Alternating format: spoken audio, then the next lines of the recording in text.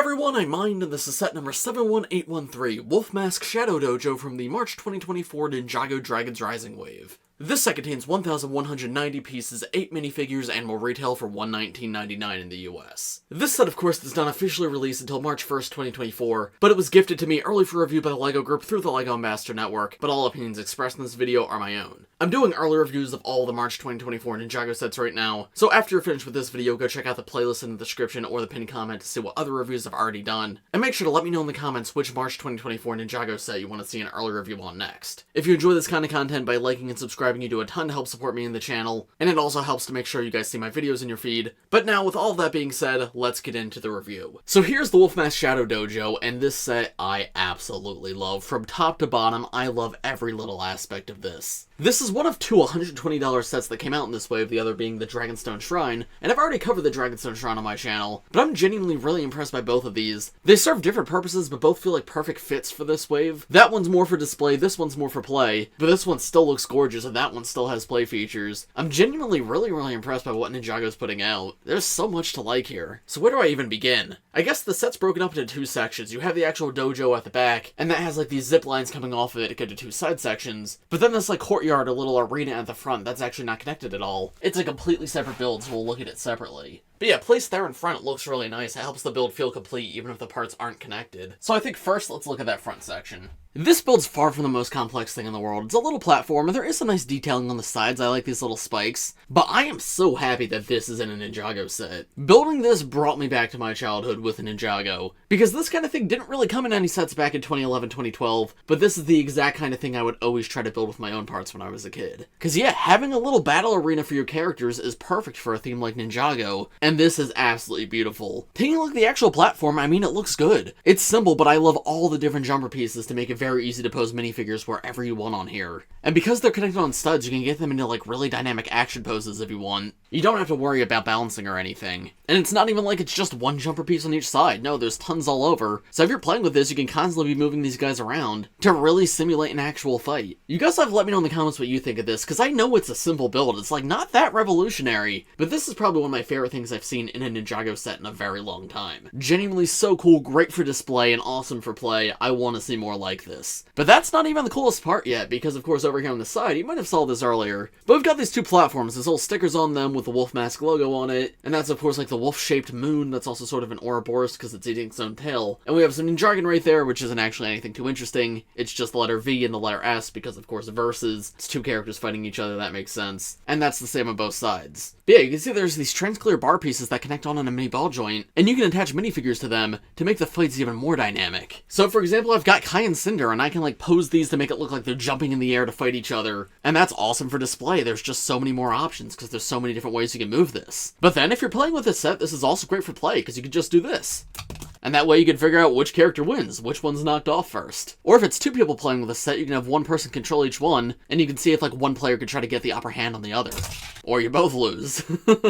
So yeah, genuinely, I adore this. As I said, I'm curious to hear if you guys think the same as I do, or if this is just a me thing. But genuinely, this is so much fun and it looks amazing. This is the exact kind of thing I want to see more often in Ninjago. Just simple builds that give you options to display and play with your minifigures, without having to worry about being too filled up. This is absolutely perfect. And despite how beautiful everything else is, this might be my favorite part of the set. But of course, we still have the big giant dojo to look at, and this is amazing as well. There's the giant wolf face in the center, the blood moon at the top, and so many little play features and texturing details all throughout. I guess we'll start at the bottom and make our way up. Starting on the left side, I have Nia right here, but I'm going to remove her. And this is somewhat simple, it's just a little weapon rack. You've got two of these double-sided blades as well as two spears right here, and of course this is surrounding that little arena in the center, so if you want to take these accessories out and give them to different minifigures to use, that's an option you have. It reminds me a lot of the spinner battle arenas from Ninjago back in 2011. That was a little bit different because there was the actual spinner game, so which weapon you chose did matter a little bit, but even just for imaginative play and just making your battles more dynamic, I think it's good to include extra weapons like this. The spears are fairly common, but I do like the builds here. Nothing crazy in terms of parts, but that's a build I don't see too often for weapons in Ninjago, so it's nice to see them mix things up. We have a few leaf pieces here too, and these are all over this set. They actually match that tiny tree side build in the Sora mech from earlier this year, so now I feel like that side build has more purpose because you just stick it with this set and they go great together. But yeah, it's just a combination of these magenta and dark blue leaves, which are both really cool colors for these parts. Magenta I'm somewhat used to because I did see it in that set earlier this year, but dark blue is all new to me. And for such a classic classic LEGO part, it's really nice to get it in that color. And I think it fits this perfectly. It's a Shadow Dojo, right? It's dark and it's spooky, but it's still in a forest, and these colors work great here. Coming to the other side, we have something slightly different. It's actually a giant brick-built tree, and it's got a chain tied to the front of it, and that's where you can actually trap a minifigure. So, for example, in the box art, poor Zane is the one that's trapped. Yeah, you just slide him in there in the middle of the chains, move his arms up and out of the way, and there we go. Now he's chained onto the tree, so one of the other ninja will probably have to come save him. He just connects on with a few jumper pieces, and I think this is good. It's simple, it's not a super complex play feature, but it gives you more to do with the set. It does feel very classic LEGO to me. I like when sets have things for play that aren't just something falls off, something blows up. Rather, things like this to give more life to the build, ways to interact with the minifigures that doesn't necessarily involve, like, the set coming apart. There is a lot of things about this set that remind me of 2011-2012 Ninjago, though obviously with modern design techniques, and that is very much a good thing.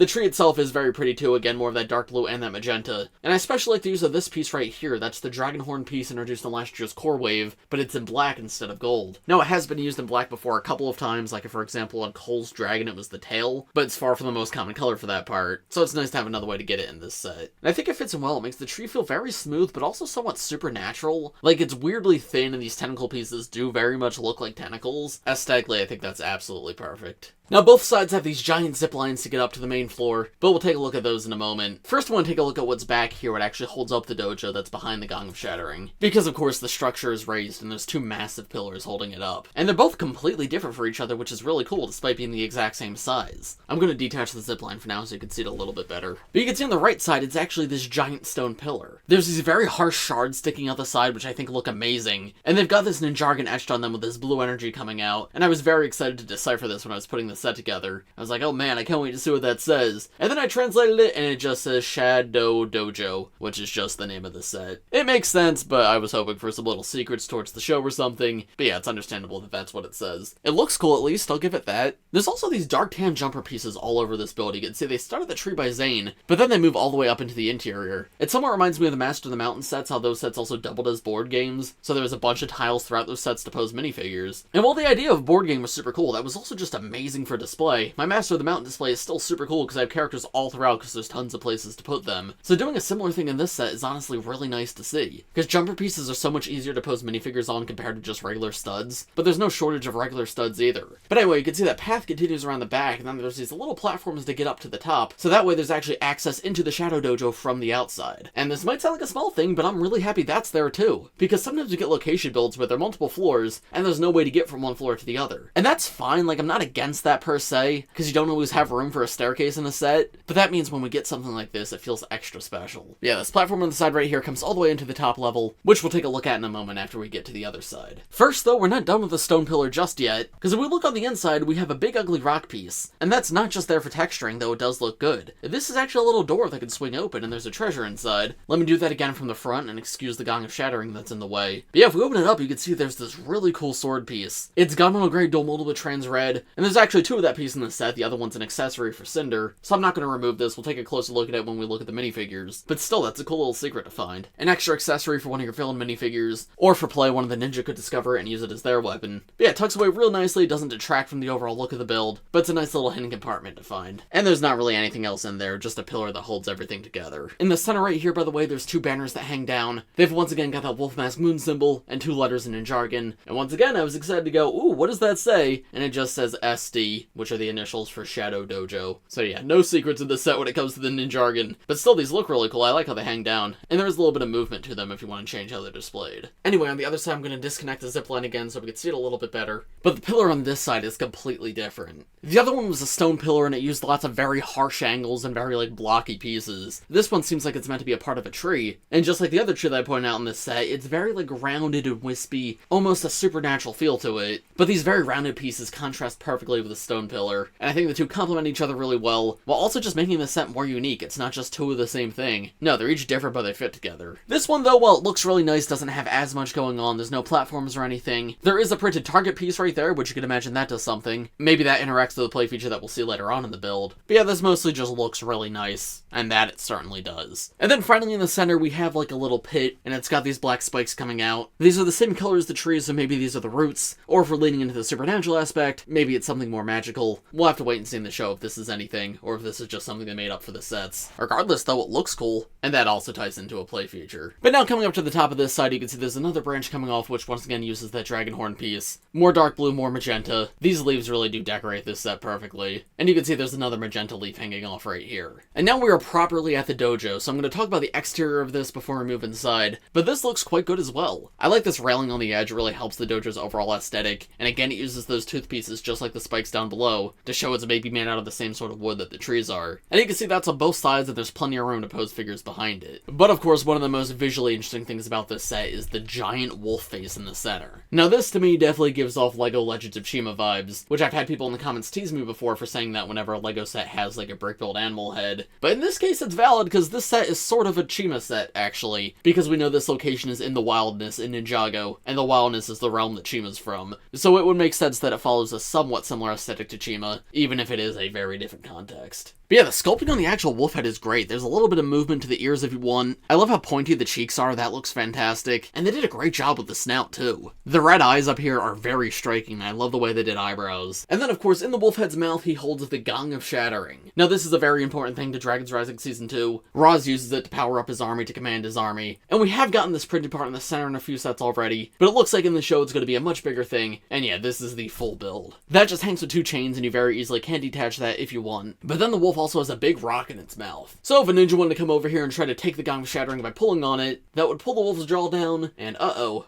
rock falls on you. Then the head itself also collapses, but you can see the chains that the gong's attached to are actually locked into the mouth. It doesn't just rest there. So you would have to detach the chains if you want to remove the gong. With the boulder removed though, you get a better look at the full wolf head. And yeah, I want to reiterate, this is probably the most impressive part of this set. Like, they captured this perfectly in a relatively small scale. I'm very impressed with this. Moving up above that, I think the walls of the palace look quite nice. They use sand blue here, which is an interesting color that's not really used anywhere else in the set. But it's a somewhat rare LEGO color overall, which LEGO themselves doesn't use too often. So seeing it here definitely stands out. And it's a nice way to introduce a lighter color while still keeping like the Shadow Dojo vibes. I quite like that inclusion. Then we've got these two lanterns hanging down in this blue fire, which looks really cool. The lanterns are red, by the way, which ties into the blood moon, which we'll see in just a moment. But red's another color that's not really used too much in this set. It's really just the wolf's eyes, the lanterns, and then the blood moon. So these definitely pop against all of the blue. This magenta roof ties in with the leaves, and I love the shaping there. These are really cool parts to use for a roof. I've never seen them used in that context. There is some weird gappiness sometimes just because these parts don't technically connect. But that gap doesn't necessarily feel out of place, so I think it works perfectly fine. And then I think this is our last bit of ninja jargon for this set, and I want you guys to take a wild guess what it says. It's just the word shadow, as in Shadow Dojo, as in the name of the set, as in what every other piece of ninja jargon of this set says. Once again, looks cool for sure. I was just maybe hoping for something more, but that's perfectly fine. There's also the hammer up here to hit the gong. Tiled roofs look nice, nothing too crazy there, but it does fit in well. But then we come to one of the coolest things ever, the blood moon at the top. Now this is an all-new exclusive printed piece for this set, and I don't think I look close enough at the official pictures, because wow, that's a really cool print. It does actually look like the surface of the moon right there, but of course it's all red. And it's in that almost crescent shape, but interestingly that's not a crescent, because it does make a full circle, so it's actually closer to the Ouroboros that's on the minifigure's backs. So it's less of a crescent moon and more of an eclipse. Very, very curious. Regardless though, that's an amazing printed part. So happy to see that in this set. I'd be curious to see if anybody has any other uses for that piece, but it looks really nice. And finally, let's take a look at the floor space and the minifigure space of this build, and then move inside to see what's on the interior. There's actually quite a lot of room on the outside, so you could post tons of figures right here, like looking out. This is great for that courtyard in the center, so you can have all these characters like watching the fight. And you have 4 more of those Dark Hand jumper pieces up here, just like I pointed out in the other parts of this set, so it's nice to see that continue. The stone platform, by the way, that we talked about before, this is how you get from the stone platform to the main dojo. And then you have this giant entryway that leads inside. But yeah, I don't know, there's quite a lot of space here, which is something I really appreciate, because they very easily could have made this a lot thinner. But most parts of this have 4 to 6 studs exposed, so tons of minifigures you could fit just on the outside, but then of course you can move into the interior as well. And inside there's even more space. Now I've seen a lot of people complain about this interior, wishing it was deeper, wishing the walls were a little bit bigger.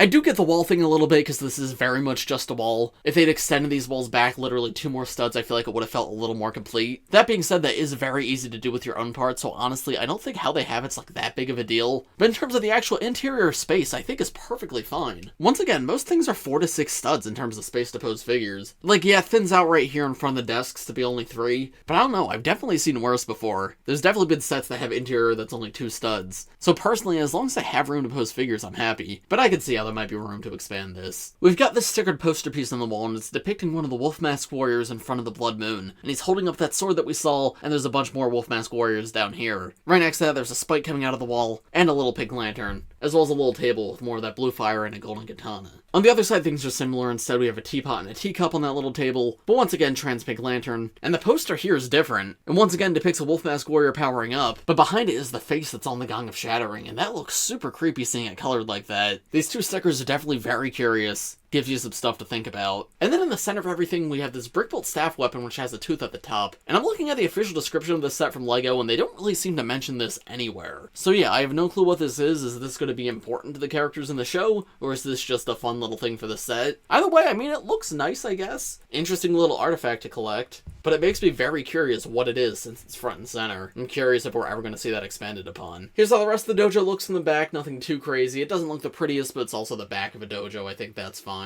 And then there's one last final thing inside here. You see, I could stand a minifigure on this platform in the center, and then if I move this branch at the front, the floor will actually fall out and drop the minifigure below. That, of course, drops him into the pit that we looked at before, and you can maybe imagine that in-universe shooting this target is what causes that to trigger. The floor that falls out is a very classic LEGO play feature. There's lots of Ninjago sets that do it, and also just a lot of LEGO sets in general. But I feel like it has become a little less common as of recent years, so whenever I see it, it makes me very, very happy. It is super nostalgic to me. I love sets with this play feature when I was a kid, so it makes me so happy whenever a set today still has it. And I think the last thing I have to look at with this build before moving on to the minifigures is the zip lines. You can see there's one of these on each side. Weirdly, the set came with 5 total, even though only 2 are used. Unless I missed something, but I'm pretty sure only 2 get used anywhere in this set. So I'm not entirely sure what the additional 3 were for. But anyway, the ninja minifigures in the set come with these all new hook accessories, which are brand new pieces for this wave and look really cool, but they do tie in with the zip lines. You see, we can attach a hook to the top of the zip line right here, drop the minifigure, and he'll slowly slide down it.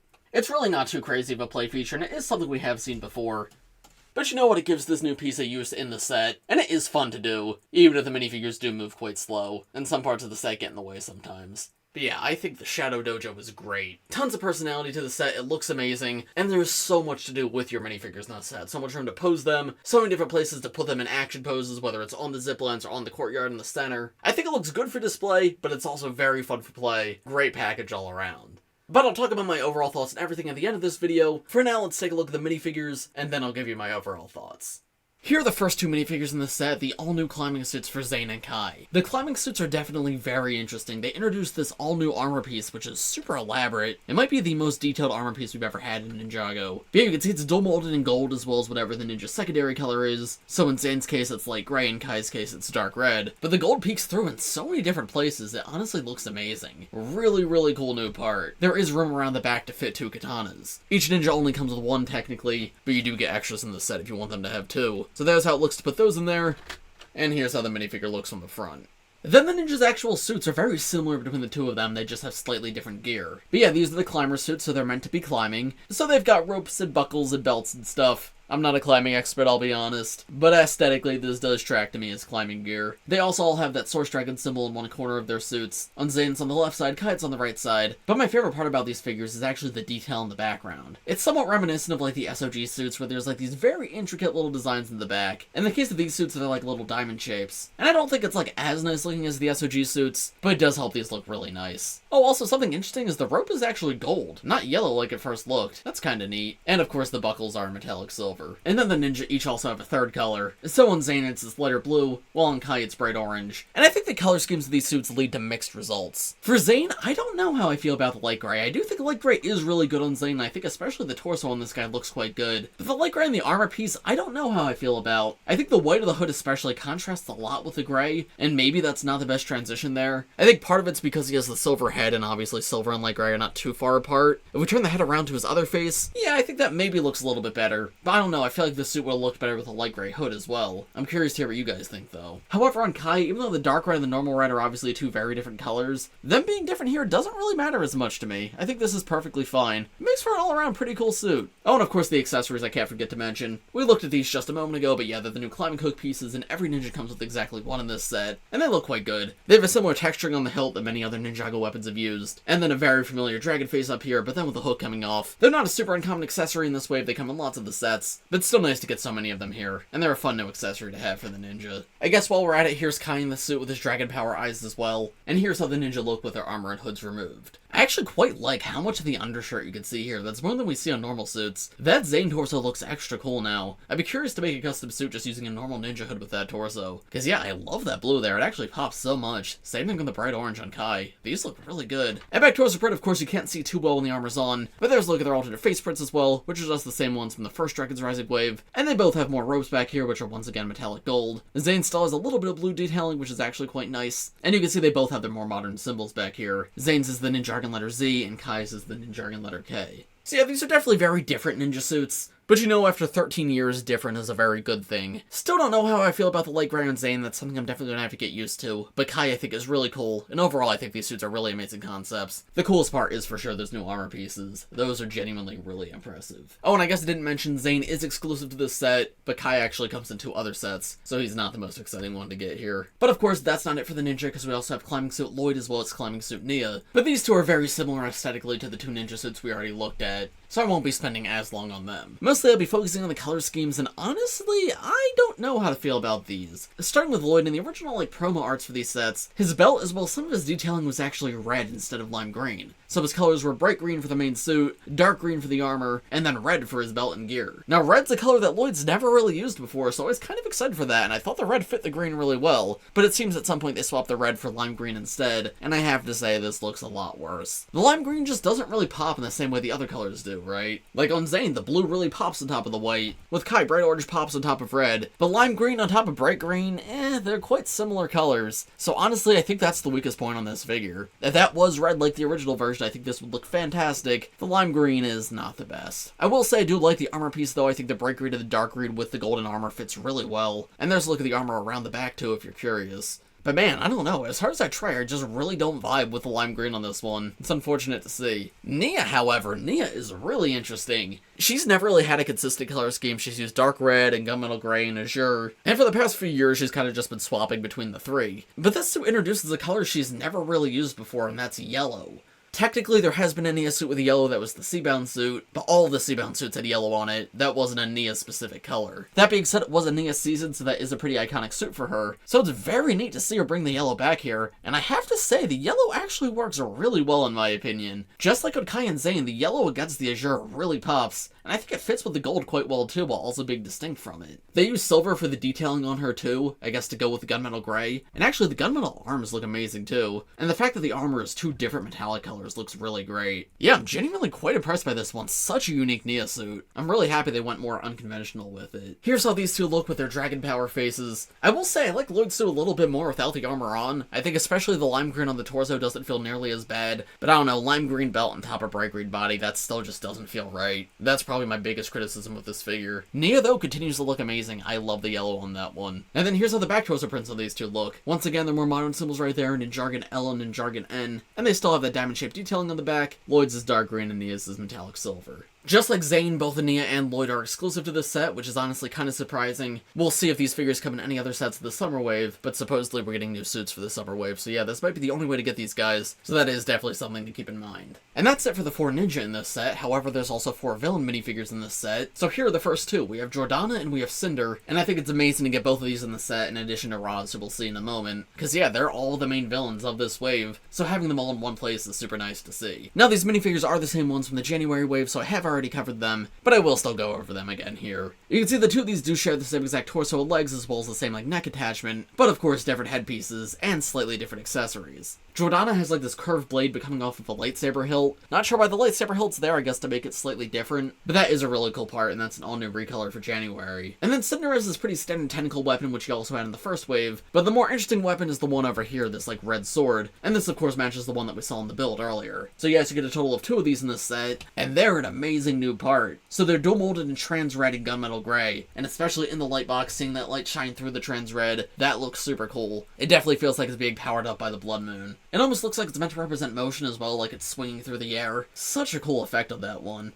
And you can see the sword's designed to be tattered and dented in a few places. It makes it feel a lot more used. And then of course these two differ in their head and hair pieces. Jordana's a character from Ninjago Dragon's Rising Season 1, and she's been redesigned for Season 2 to have a slightly different hairpiece, and this does match her Season 2 appearance in the show. And I think think the hairpiece fits her overall. It's a cool part to get in dark red. The expression I also think is quite good. On one side, she's got like this very angry scowl, but she still has that circuitry from Imperium on one side of her cheek. While on the other side, she's got a more happy and mischievous look. And I like how one eye is almost sort of twitching. Definitely fits her really well. But then Cinder's gotta be one of the coolest new Ninjago characters. He's of course the new Master of Smoke, which we still don't have the lore behind that. The show's coming out April apparently. Hopefully we're gonna learn what happened to Ash, why is Cinder now here. I have no idea. But regardless of what happened to the last Master of Smoke, this Master of Smoke is amazing. He uses the LEGO Batman movie Joker hairpiece in gray, which is an all-new recolor for this figure, and then his headpiece is actually a transparent black head, which definitely fits the element of smoke. He also has a double-sided head. You can see the smoke surrounding his face and covering up his mouth. And here's a full look of the head with the hair and neck attachment removed. Now, something I do want to point out about this figure is the yellow on the face is a little washed out. Now, I think for the Master of Smoke, that's perfectly fine. It does make sense that maybe his face isn't going to be the perfect LEGO yellow. That being said, it's meant to be the perfect LEGO yellow. Regardless of whether or not this works, this was not the designer's intent. If you look at this guy in the trailers for the show, or if you look at the official images for this set, that yellow is supposed to be the same yellow as Jordana, so this is absolutely a mistake by LEGO. It's an issue they've had for a very long time where light colors on dark pieces just don't print that well. Didn't used to be an issue, but it is an issue. And I mention it whenever it happens because I want LEGO to fix it one day, but I've been complaining for, 6 years at this point and nothing's happened. So I'm going to continue to point it out, but yeah, I don't see any change anytime soon. Luckily, this isn't bad as some other figures because, as I said, it works. This is the kind of character it's not a big deal on, but it is important to mention this was not the original intent behind this figure. And then the final two minifigures in this set are Lord Raz and a Wolf Mask Warrior. Lord Raz is of course the Season 2 design, and he comes in a few sets, I think a total of 3, I want to say? But he does have a very cool look to him. Just like the generals we just looked at and the Wolf Mask Warrior right here, he uses a lot of purple and this lighter blue color, but unlike them, he doesn't use the dark blue that they use, which definitely puts the spotlight on him as like the leader of this entire group. That lighter blue color is also a lot more prevalent on him, and he's got the Wolf Mask logo directly in the center of his belt, and I think that looks absolutely amazing. He uses the Stone Warrior armor in purple, which is a really cool color for that part. Not new for Ninjago, but still a nice part to get and a relatively rare one. And if we take the headpiece off, you can see his full back torso print, where you can see once again there's a moon symbol, and it spells out his name in Ninjargon. It just says Raz. No arm printing, unfortunately. This figure did originally have arm printing, but it must have been removed at some point. Disappointing to see, but that matches all the other sets and does match the show, so I suppose that's fine. And there's a full look of the torso print with his head and armor removed. You can see it's got like black robes on underneath everything. So all around, quite a good figure. Happy he's in another set. He's the main villain of the wave, of course he makes sense here. And finally, we just have a generic Wolf Mask Warrior, who are just the generic villains of this wave, and they come in lots and lots and lots and lots of sets. In short though, they're good. I really like the Wolf Mask piece. I think the dual molding's amazing. The Wolverine claws are always super fun parts to get. I'm always definitely the least interesting villain in this set. I'm happy there is still 4 villains in this set, so that way you have 1 to fight each ninja. If you want to see my more in-depth thoughts on him, check out literally any of my other reviews. I've just talked about him so many times before, and this review is long enough already. And so, what are my overall thoughts on this set? I absolutely adore this set. I think it's really amazing that LEGO put out 2 really incredible $120 sets in the same exact wave. And the 2 are both amazing, but also so different from each other. It's really impressive to see. I guess I haven't touched on the price yet, and I think the price on this one's fairly good. I feel like a couple of years ago this probably would have been $100, not $120. But for 1,200 pieces and 8 minifigures in a build of this size, I can't really complain about $120. I'm not gonna act like it's an amazing deal, but I feel like it's a fair price for this set probably. But I do genuinely just want to give this set praise for being an amazing toy. It looks good on a shelf, don't get me wrong. It's a great display piece if you're an older collector. But I feel like this set really does capture like the play spirit of LEGO to me. This is the kind of thing I know I would have adored as a kid, and it does a lot of the things that the sets I loved as a kid also do. My favorite part is, funnily enough, the courtyard in the center. I think that's an amazing inclusion, but the rest of it's really great too. And the fact that you get 8 minifigures, 4 heroes, 4 bad guys, just makes for a great package overall. If you want a big Ninjago set for this wave, but you're between this one and the other one, I'd say if you're a fan of the show and you care a lot about minifigures, or if you're someone who really values play features, this is probably the one I recommend the most. But if you care more about display and less about minifigures, I'd say the Dragonstone Shrine's probably better. But again, it's not one or the other, like both are quite good. This is more play, that one's more display, but this one still looks amazing on display, and the other one still has great play features, and both just show what an amazing job the Ninjago team's doing. I adore this set all around. It's so much fun, and I cannot wait to see it in the show. But of course, those are just my thoughts. Let me know what you guys think of this set in the comments below. If you enjoyed this video, make sure to leave a like on it and subscribe to my channel if you're new, and make sure to let me know in the comments which March 2024 Ninjago set do you want to see an early review on next. But as for this video, I think that's about all I have to say, so thanks for watching everybody. I hope you all enjoyed, and I will see you all in the next one. Bye!